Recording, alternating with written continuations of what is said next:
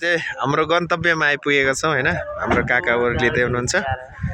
यो काका यो सबैभन्दा ठुलो विश्वकै हो, ठुलो एसियाको गाइज। गाइज हाम्रो गुरुजी पनि उत्रिँदै हुनुहुन्छ अनि हाम्रो साथीहरू उत्रिसक्नु भएछ। अनि गाइज यो बुद्धको विशाल हाम्रो मूर्ति चाहिँ एसियाकै सबभन्दा ठुलो मूर्ति रहेको हामीले बुझेको छौँ गाइज हैन।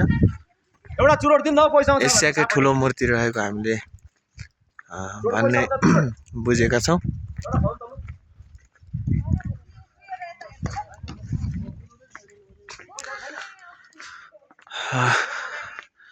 राति हामी आइपुगेका छौँ गाइज।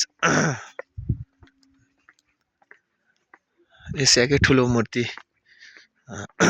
भन्ने हामीले बुझेको छौँ गाइज होइन। यो चाहिँ मूर्तिको पछाडिको भाग रहेको छ गाइज। निकै नै ठुलो मूर्ति रहेको छ। एसियाकै ठुलो मूर्ति भन्ने बुझ्यो गाइज। हामी हेर्न देख्न सक्छौँ होइन। जस हाम्रोतिर हुने मन्दिर भन्दा पनि ठुलो महसुस गरेँ गाइज मैले चाहिँ। यति गाह्रो बाटोको यात्रा पछाडिको जुन हाम्रो गन्तव्य थियो गाइज, त्यो निकै नै सुन्दर रहेको छ। देख्न सक्नुहुन्छ गाइज होइन। धेरै नै ठुलो रहेको छ। धेरै ठुलो पनि के भन्ने गाइज, एसियाकै ठुलो रहेको छ बुद्धको मूर्ति।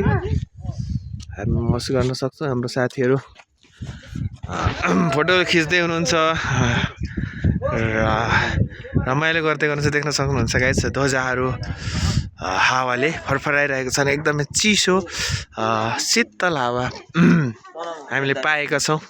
अनि यत्रो समय पछिको यात्रा पछिको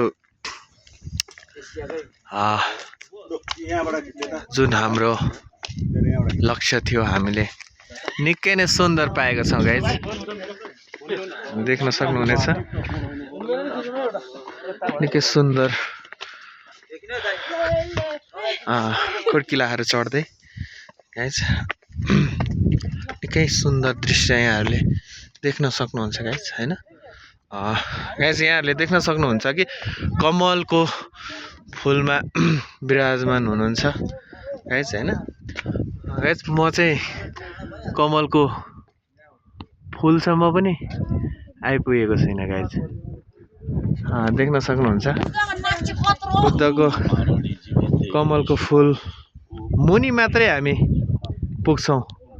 हामी 5 फिट 6 इन्च 5.5 फिट हाइट भएको व्यक्तिहरू जति पनि छौँ, कमलको फुलसम्म पनि हाम्रो हाइट पुग्दैन गाइज। निकै नै ठुलो एसियाकै ठुलो बुद्ध मूर्ति रहेको छ गाइज।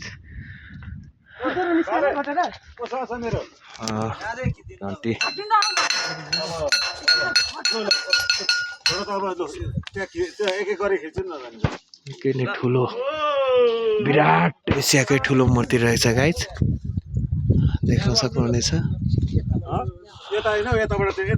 ध्यान मुद्रामा गाइज।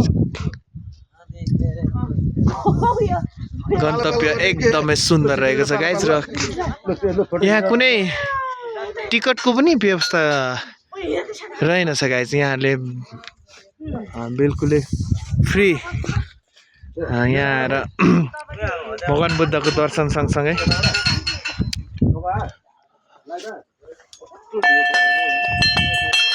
यहाँको एकदम शीतल सुन्दर हावाको मजा पनि लिन सक्नुहुनेछ। आफ्नो मन मस्तिष्कलाई शान्त बनाउँदै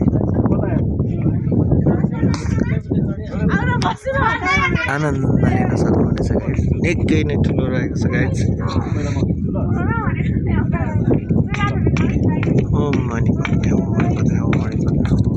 गाइज लक्ष्य हामीले पाएका छौँ।